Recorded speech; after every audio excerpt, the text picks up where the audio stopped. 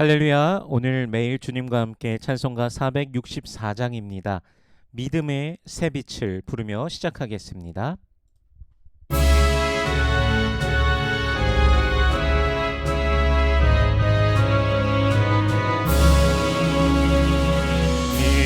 믿음의 새 빛을 밝히는 마음으로 주의 길 나서는 하나님 백성들 언제나 맑은 마음 믿음으로 살며 은혜의 구원 열매 풍성히 맺으리 소망의 새 빛이 가득한 마음으로 주의 길 따르는 하나님 백성들 언제나 푸른 마음 소망으로 살며 영광의 하늘나라 열림을 얻으리 사랑의 새 빛을 나누는 마음으로 주의 길 행하는 하나님 백성들 언제나 넓은 마음 사랑으로 살며 평화의 주님 따라 이 땅에 이르리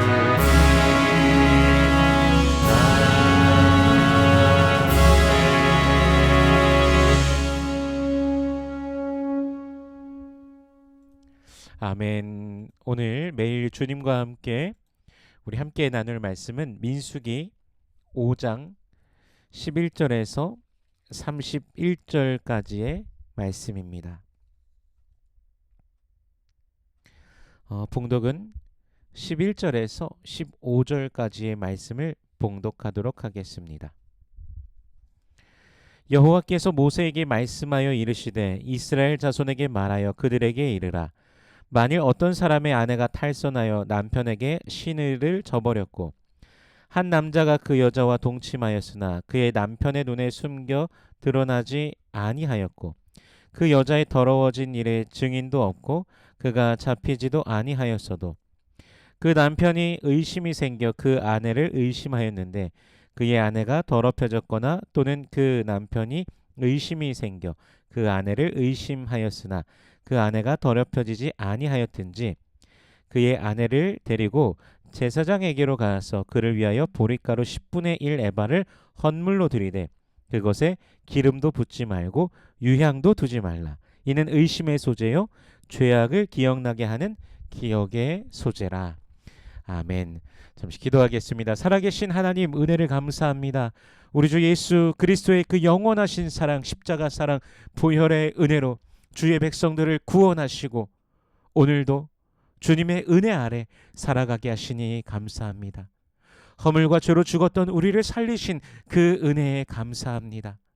영원한 생명을 주신 그 은혜에 감사하며 찬양하오니 주님 홀로 영광 받아 주시옵소서.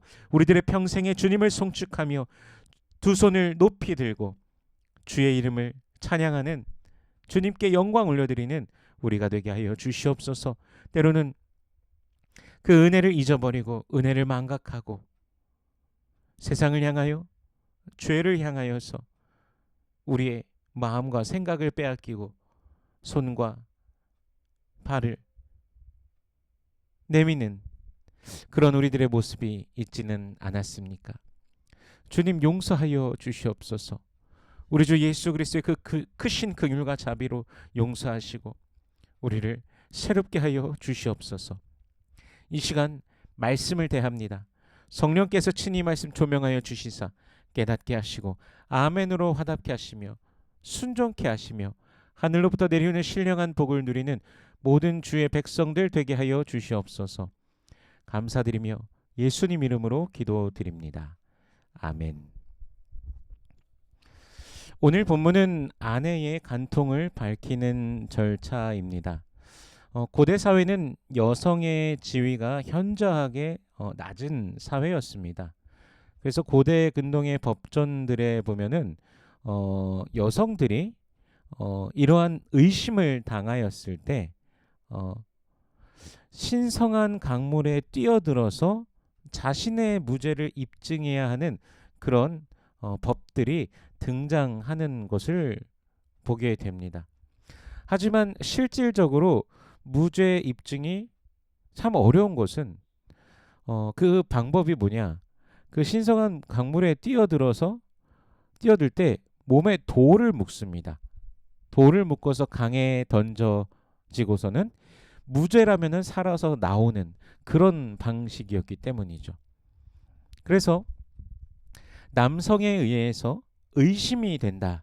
그러면은 사회적으로 매장되고 무죄 입증도 어려운 그러한 상황이었습니다. 그래서 여성들이 많이 힘들 수밖에 없었던 것이죠.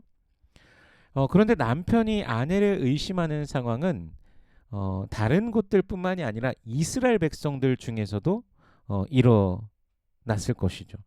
그래서 오늘 본문은요, 그런 상황에 어떻게 그 진위를 밝히고 하나님께서 이것을 풀어주시는가에 대한 부분입니다. 하나님께서 즉 재판장이 되셔서 이것을 어떻게 풀어주시는지에 대한 부분이죠.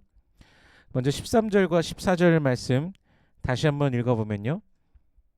한 남자가 그 여자와 동침하였으나 그의 남편의 눈에 숨겨 드러나지 아니하였고 그 여자의 더러워진 일에 증인도 없고 그가 잡히지도 아니하였어도 그 남편이 의심이 생겨 그 아내를 의심하였는데 그의 아내가 더럽혀졌거나 또는 그 남편이 의심이 생겨 그 아내를 의심하였으나 그 아내가 더럽혀지지 아니하였든지 어떤 경우인가 하니 이제 그 여자가 남편이 있는 남자가 다른 남자와 동침했으나 드러나지도 않았고 증인도 없는 경우입니다.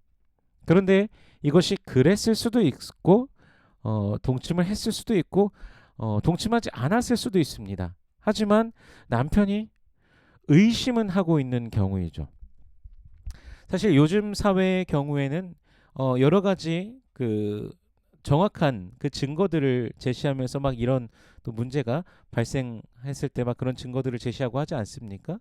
그래서 그것을 토대로 관련된 뭐 소송을 하든지 하겠지만 지금 증거가 없습니다. 사실 그때 그 과거의 이 성경의 이 시대로 돌아갔을 때 어떤 증거를 뭐 캡처할 수도 없을 것이고요. 그런 증거를 가져올 수가 없는 것이죠. 근데 증거가 없더라도 거룩함과 정결함이라는 그 측면에서 이 분쟁이 계속해서 생겨나면 안 되니까 뭔가 해결해야 된다는 것이죠. 그래서 바로 이때 아내를 데리고 제사장에게로 갑니다. 그리고 보릿가루 10분의 1 에바를 헌물로 드립니다. 근데 기름도 붓지 말고 유향도 두지 않습니다. 이 보릿가루 10분의 1 에바는 의심의 소재, 죄악을 기억나게 하는 기억의 소재라고 오늘 보면 15절에서 말씀하고 계시죠. 그러면 이제 이후에 어떻게 하는가? 제사장은 여인을 여호와 앞에 서게 합니다. 그리고는 토기에다가 거룩한 물을 담고 성막 바닥에 티끌을 취해서 물에다가 넣습니다. 그리고 여인의 머리를 풀게 한 다음에 의심의 소재, 기억의 소재를 그 여인의 손에 들게 합니다. 그리고 제사장은 저주가 되게 할 쓴 물을 자기의 손에 듭니다. 그리고 여인에게 맹세를 시키게 되죠.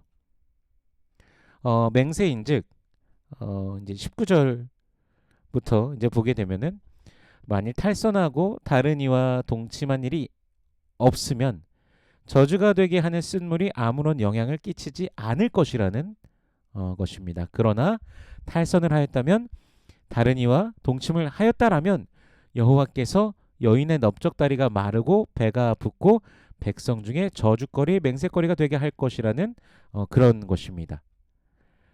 저주가 되게 하는 물이 창자에 들어가 배를 붓게 하고 넓적다리를 마르게 하리라 할 때 여인은 그 제사장이 한 그 말에 대해서 아멘 아멘으로 대답해야 됩니다. 그것이 그렇게 될 것입니다. 그러니까 즉 동침한 일이 없다라면 아무 일도 없는 것이고 동침한 일이 있었다라면 자신에게 그런 일들이 일어날 것이란 것이죠. 그것에 아멘 아멘 해야 되는 것이죠. 그래서 이제 제사장은 저주의 말을 그런 것을 이제 두루마리에 써서 그 글자를 그 쓴 물에다가 이제 빨아서 넣습니다. 그리고 그 물을 여인이 이제 마시게 되는 것이죠. 아까 준비되었던 보리가루 10분의 1 에바의 경우 이것이 이제 의심의 소재, 기억의 소재를 여인이 들고 있지 않았습니까? 이것을요, 그 물을 마시기 전에 제사장이 취해서 여호와 앞에서 흔듭니다. 즉 요제인 것이죠. 그리고 제단 위에다가 불사른 후에 여인에게 이제 그 물을 마시게 하는 것이죠. 여인이 정말로 범죄하였다라면 그 물이 즉 저주가 되게 하는 그 물이 그의 속에서 쓰게 되어 배가 붓고 넓적다리가 마르게 됩니다. 그런데 범죄하지 않았다면 더럽힌 일도 없고 정결하다 그러면 전혀 해를 받지 않습니다. 그리고 임신하게 됩니다. 어떻게 보면은 참 불공평한 법 같습니다. 왜 여자에게만? 이라는 질문을 던질 수 있을 것입니다. 그러나 서두에도 잠시 이야기하였지만 여성의 권위가 상당히 낮고 법적으로도 실질적으로도 보호할 수 없는 그 수많은 나라들의 상황 속에서 하나님께서는 명백함, 그 정결함과 정결하지 않음에 대해서 눈에 보이는 증거를 하나님께서 친히 보여주신다라는 것이죠. 그래서 그 여인에 대해서 판결할 수 있도록 해주신 것입니다. 죄 없는 자를 죄가 있다라고 여기면서 의심하지 못하도록 하나님께서 막아두신 것이죠.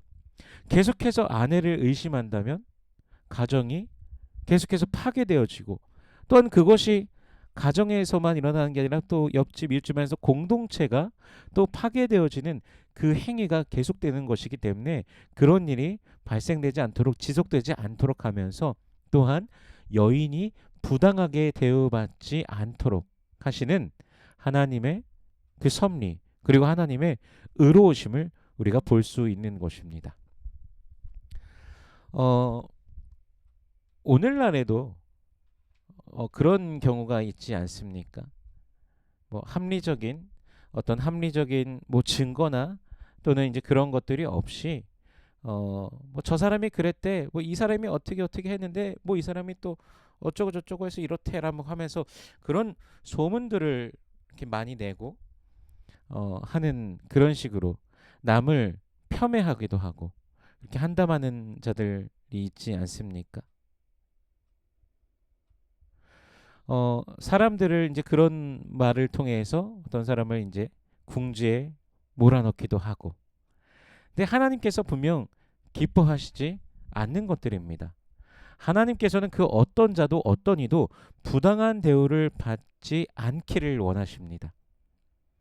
그러므로 우리는 가정 안에서도 사회 속에서도 교회 안에서도 우리는 더더욱 지혜로운 언어와 행동으로 주님의 이름 안에 살아가야 될 것입니다. 우리의 언어가 우리의 행동이 정말 이것이 하나님께서 바라시는 것인가라는 질문을 우리는 끊임없이 자신에게 던져야 된다라는 것이죠. 또 하나님의 자녀로서 그리스도 예수의 사람으로서 우리가 이 땅을 살아가는 한 가지 원리가 또 될 것입니다. 우리의 삶이 그러한 삶이 되기를 합니다. 오늘 그런 삶을 살아가시길 축복합니다. 성도 여러분의 모든 삶의 그 모습과 언어 이 모든 것이 주위에 있는 모든 사람들에게 선한 영향력이 끼쳐지는 그러한 삶 그리스도 예수 안에서 복된 삶이 되시기를 축원합니다. 기도하겠습니다. 살아계신 하나님, 은혜를 감사합니다. 주 예수 그리스도의 사랑과 은혜로 우리를 붙드시고 인도하여 주시니 감사합니다. 주님 안에 있는 그 사랑을, 그 은혜를 노래하며 믿음으로 나아가는 주의 백성들 되게 하여 주시옵소서.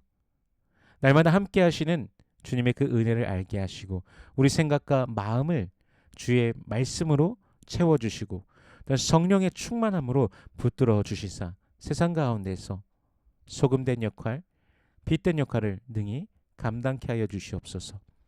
인생의 길 가운데 주님께서 함께 하시며 그 주님의 손 내밀어 주심을 누리며 주님을 기뻐하며 믿음으로 걸어가는 우리 모두가 되게 하여 주시옵소서. 기도의 제목들 가운데 우리 주님께서 살아계심으로 역사하시고 인도하여 주시옵소서. 육신의 연약한 자들을 붙드시고 주님의 권세, 주님의 능력으로 치료하여 주시옵소서. 여호와는 내게 복을 주시고 너를 지키시길 원하며 여호와는 그 얼굴을 내게 비추사 은혜 베푸시길 원하며 여호와는 그 얼굴을 내게로 향하여 드사 평강 주시길 원하노라. 주님 말씀하셨으니 언약하신 대로 오늘도 임하여 주시옵소서. 감사드리며 예수님 이름으로 기도드립니다. 아멘.